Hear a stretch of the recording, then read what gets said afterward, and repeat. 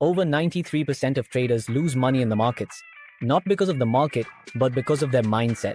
Hi, I'm GC Sharma, founder of Ghar Investor, former head of financial education at the National Stock Exchange. After 3 decades in the markets, I'm here to help you trade with discipline, not emotion. Welcome to Bounce Back Trader, India's free YouTube learning series for traders who want to bounce back with clarity and confidence.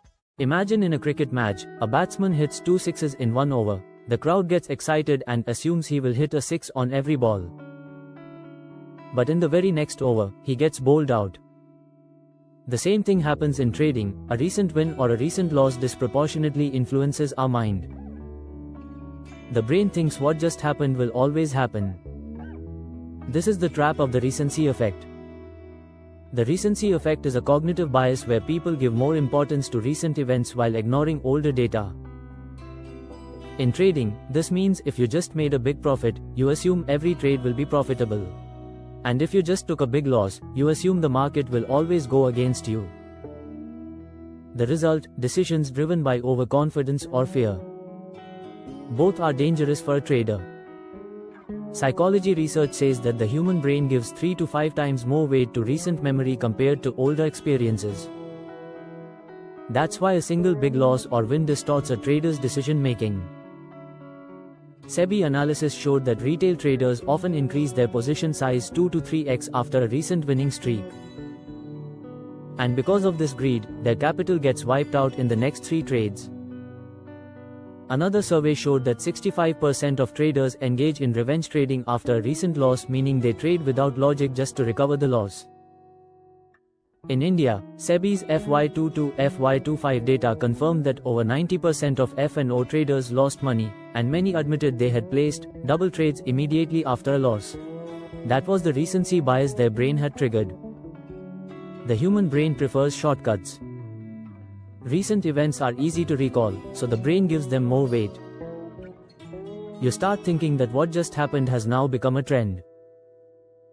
This is why after a small win, traders let their guard down and become overconfident. And after a small loss, they panic and engage in revenge trading. There's also an evolutionary reason our ancestors had to remember recent threats strongly for survival. But in trading, this survival instinct works against us.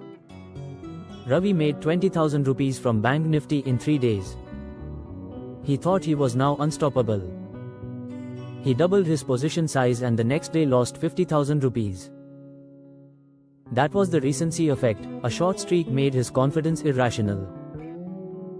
On the other hand, Kavita, a part-time trader, faced 2 consecutive losses.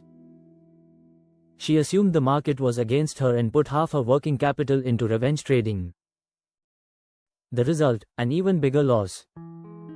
A third example is Arvind. After 3 winning trades, he stopped journaling because he thought he was now an expert. The next month turned out to be his worst loss-making month. And the fourth example is Suresh. In one intraday trade, he turned 5,000 rupees into 50,000 rupees. In that excitement, he quit his job and started trading full-time. Within 3 months, he lost all his savings because he expected every new trade to repeat the same outcome.